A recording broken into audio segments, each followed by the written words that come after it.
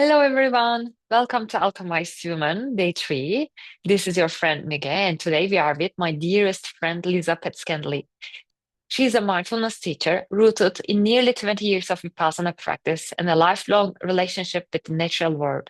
A graduate of Mindfulness Meditation Teacher Certification Program with Tara Brach and Jack Cornfield, she facilitates trauma-informed retreats, courses, mentorship and sangha gatherings and serves on teaching team for Tara Brach's year-long program, Choosing to Love. And also, she's an amazing nature photographer specializing in fungi. Lisa brings the same attentive presence to the forest floor, inviting others into simple practice of looking closely. Through both photography and teaching, she explores how slowing down and relating intimately with the natural world can soften striving and make mindfulness feel accessible and alive. She lives and practices on Vancouver Island, British Columbia. And welcome, Lisa. Lisa, thank you for being here, accepting my offer. And I had a chance to know you through Banyan Together. And Honored to get to be part of this amazing event, and working with you was such a privilege, my dear friend, and being part of that whole community at Banyan Together was a privilege. So this is really wonderful, and I'm looking forward to our conversation today. I know that you have a deep connection to nature, Yes, indeed. but I don't know how this all began. Oh, wonderful. I'd be happy to share a little bit about that with you. It could be a very long story, but I'll make it a short story for And, today. and mushrooms too. Yes. Nature and mushrooms. And mushrooms too. So I can share a little about both of those kind of threads. So when I was young, I had a real fortunate part of my childhood was that my mom and my stepdad were counselors at a nature camp for kids. And so kids from many parts of the world would actually come and spend part of their summer there. And I lived there because both of my parents were working there. And we even slept in a teepee, which is like a large tent, if you're not familiar with that, from late spring until early fall with a fire pit in the middle. So we essentially lived outside. So we slept outside. I spent all day outside. And during that time of my life, I developed this close friendship, I guess I would say, with the natural world. And I felt very at home and safe and just so comfortable in wild spaces. And that began, I think, my deep belonging in the natural world was that way. And for mushrooms, it came a little later in my life. So as an adult, I moved to Vancouver Island in Canada, which is where I live now. And it just so happens that we have some of the greatest fungal biodiversity in the world here. And so in my time exploring the forests, I started to see these mushrooms. And so I got very curious. And so, as you know, now a big part of my life is spending a lot of time cheek to moss, you might say, on the forest floor, just being amazed, really filled with wonder and awe. And so, yes, I'm a photographer, as you know, and it's one of the other things I do in addition to teaching. And it never stops being a source of wonder and just deep connection and joy for me to connect to nature in those ways. Hmm. Oh, I really didn't know that. Yeah, we've never talked about that. We've had Yes. so many conversations, but not about that What is topic. that? So it's a great question. Yeah. And you also have a very deep practice, 20 Yes, years of Vipassana practice. And yes. when you have a difficult moment, how did nature support you? If it's okay for you Mm, to share, of was there a course. special moment that nature held you? Oh gosh, yes. Such a beautiful question. There are so many moments like this, very honestly. And I'm happy to share some of them quite transparently. Something about me, I'm a deep feeler. This is part of why I came to Vipassana practice and meditation is that I have big, big emotions. And so there have been many times in my life that I have felt in a really profound way, and sometimes had that sense that this is bigger than I can hold in my body.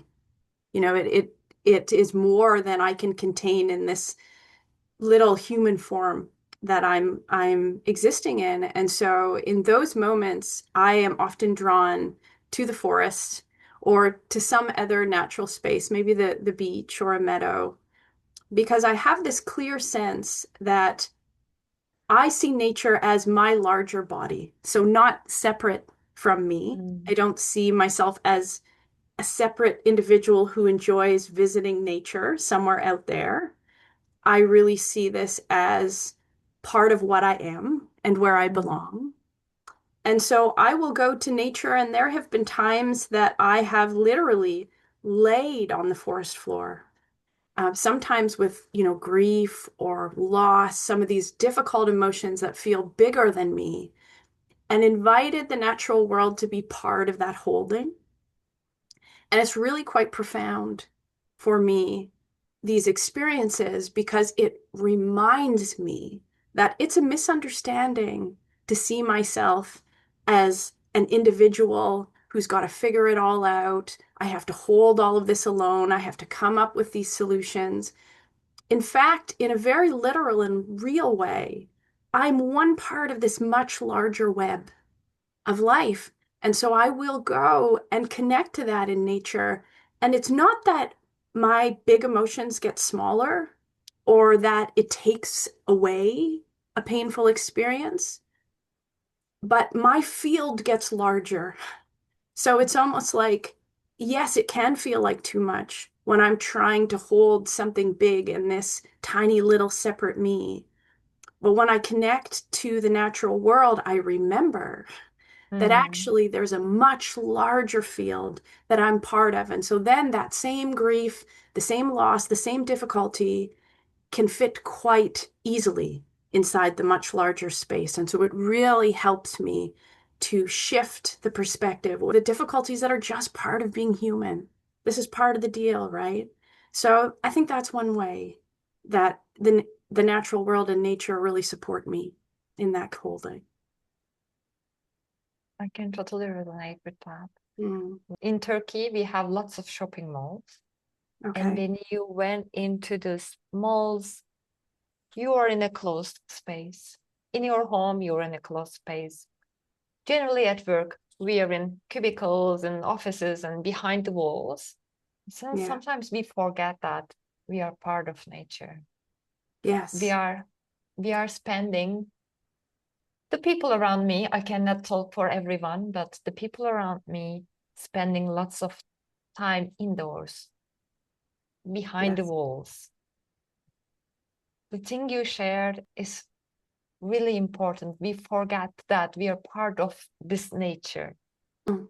Yes. And what you're speaking to connects me to, I think a lot of people have heard about there being a loneliness epidemic in Yes. our society. And my perspective, my belief around that is one of the places that starts is in forgetting our belonging to the natural world that we're part of.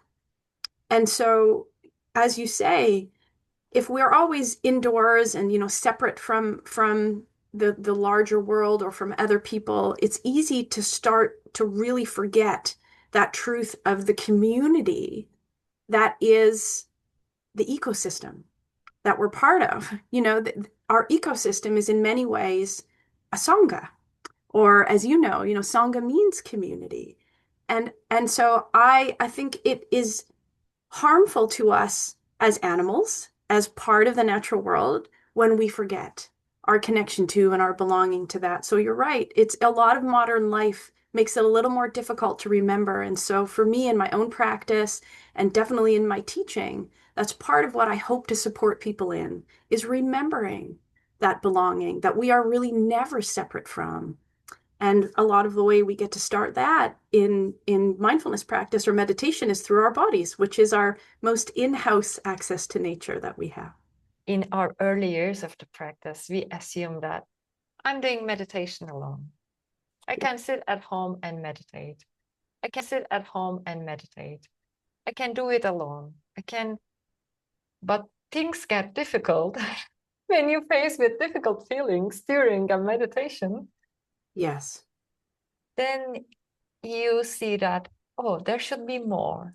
Then maybe Mm. we learn sangha and hearing from others' experiences and sharing without judgment or the fear of being judged. Yes. Then it changes. And when you add nature into this, it's totally Hmm. different. I love that. Yes. You and I have probably talked about this at some point, but for me, as you mentioned, I've been practicing Vipassana for a long time. And the first almost 5 to 7 years of that practice, I was kind of a lone wolf. So the way that I practiced was I read a lot of books, I listened to a lot of talks, I spent a lot of time sitting on the cushion by myself in this kind of solo mode of practice. And it is not that meditation didn't benefit me in that way, but where the practice really opened up was when I started to connect to sangha, when I started to practice with others.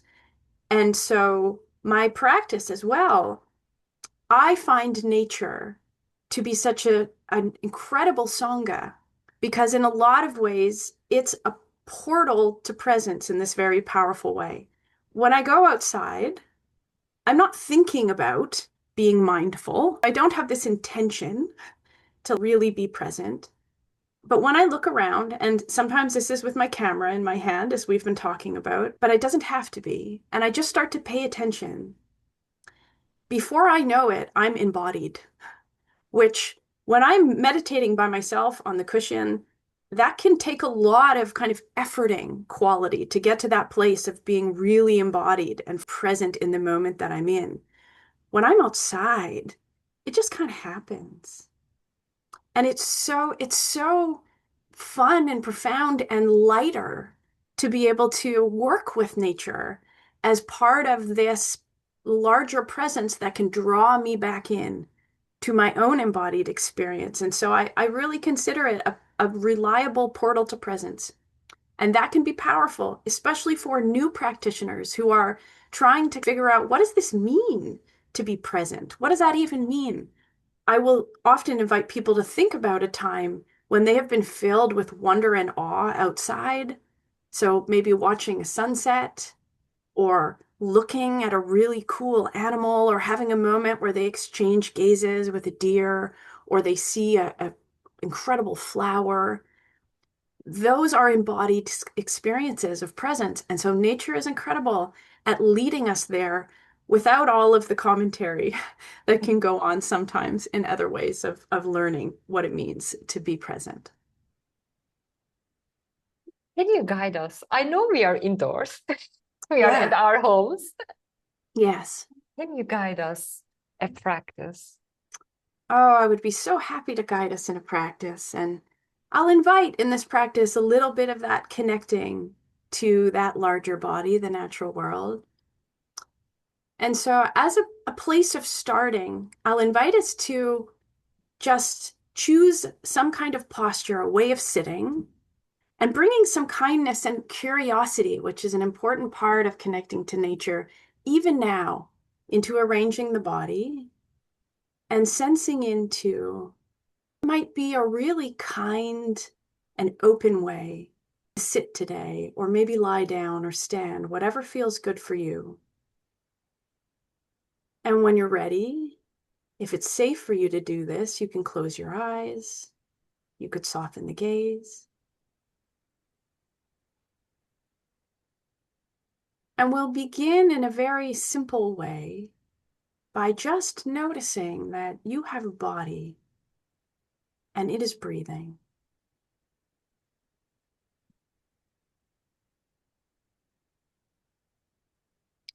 And without changing anything about it, just taking a moment to really tune in to the life-giving tide of sensations and movement that are each breath.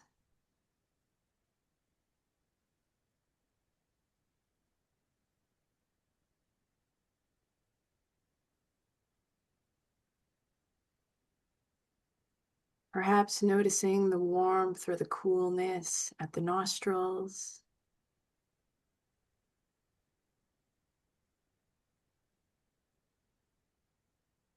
or the gentle rising and falling of the chest or the belly.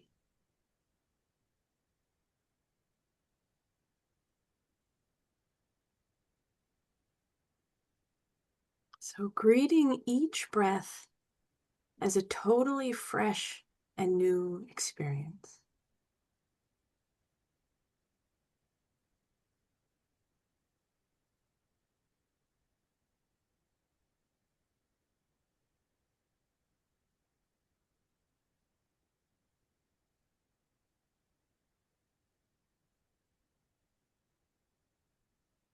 And bringing your attention now to the places where your body is in contact with the surface beneath you.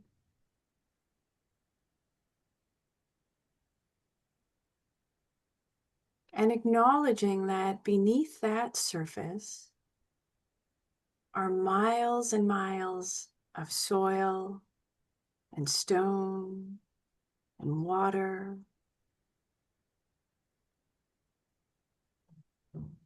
made of the very same elements and minerals in your bones,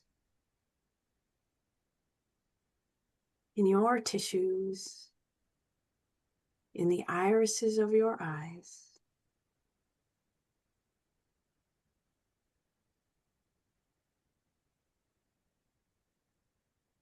So you are not resting on the earth as something separate.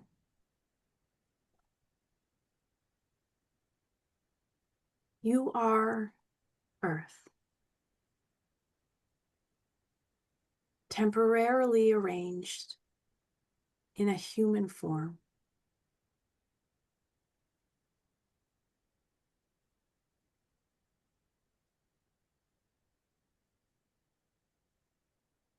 And as you open to this awareness, you might see how fully you can soften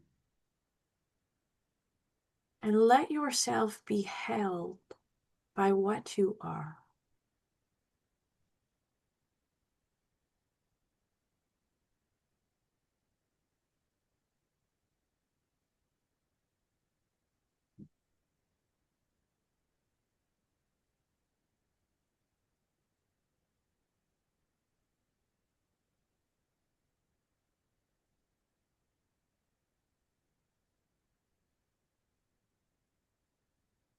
And from this grounded place, I'll invite you now to envision growing roots from whatever places your body is in contact with that surface beneath you.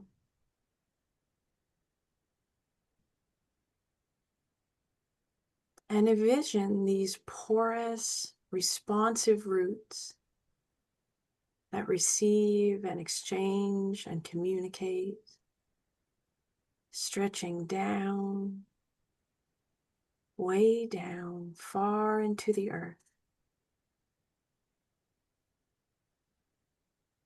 anchoring you to this moment like a deeply rooted tree.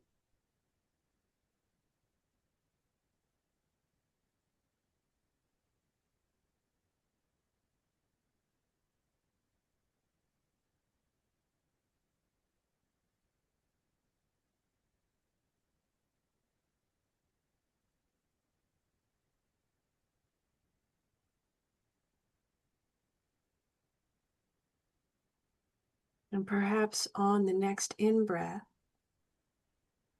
you can envision the grounded earth energy flowing up through these roots and filling every cell of you with steadiness and nourishment and connection.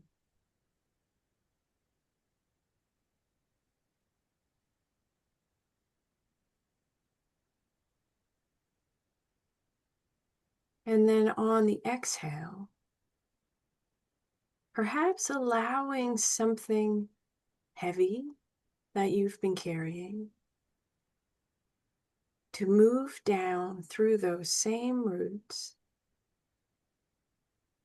not as a way of escaping or rejecting anything,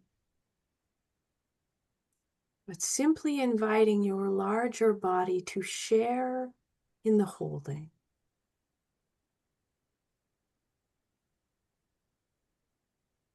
Trusting the earth to cradle any burden with ease and wisdom and care.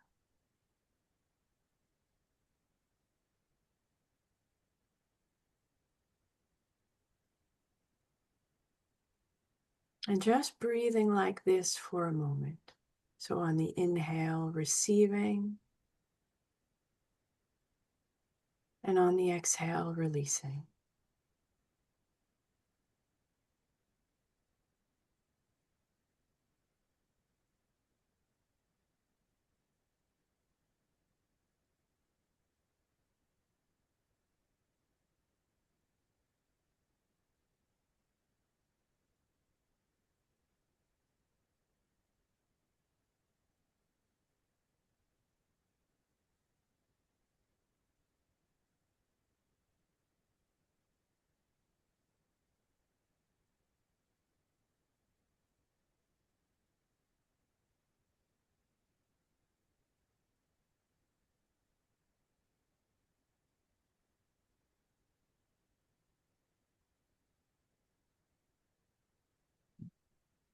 Perhaps widening the awareness now to sense these countless visible and invisible relationships that are also part of this moment.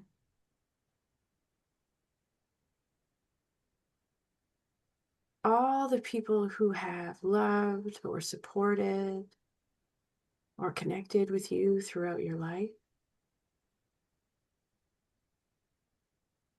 the teachers and ancestors whose lives have helped shape yours,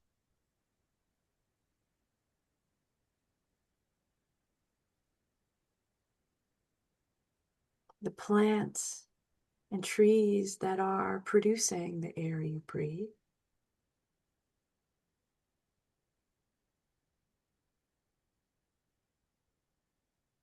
the soil and the water and the sunlight and the fungi and the food and the countless beings nourishing your body.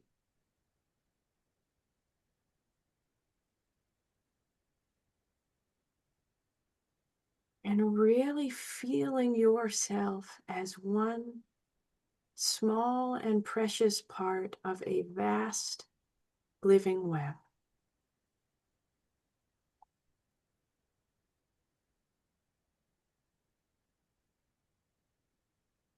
Connecting to who and what you are as both the holder and the held.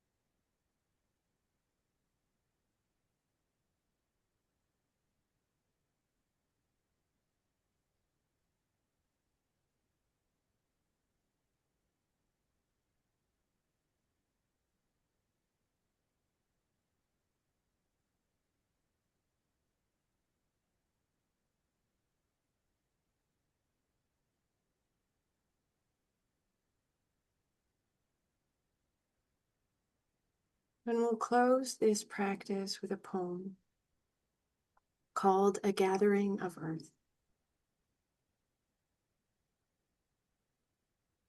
Beneath your feet, the earth has been waiting, quiet, patient, receiving what has fallen. leaves and ash, the bodies of great trees, sorrows too heavy to carry, all of it cradled into nourishment. This body too is a gathering of earth,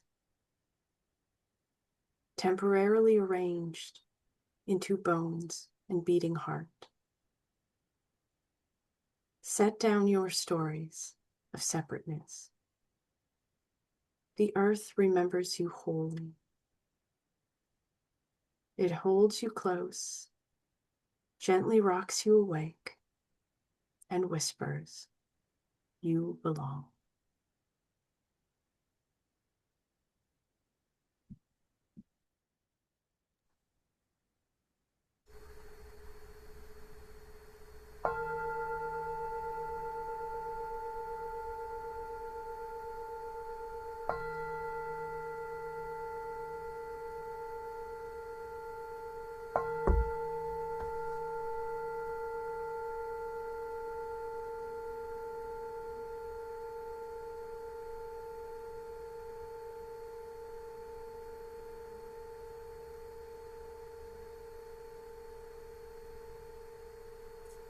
Mm.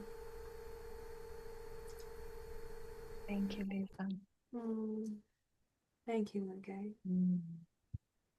Yeah, I feel really grounded and connected, and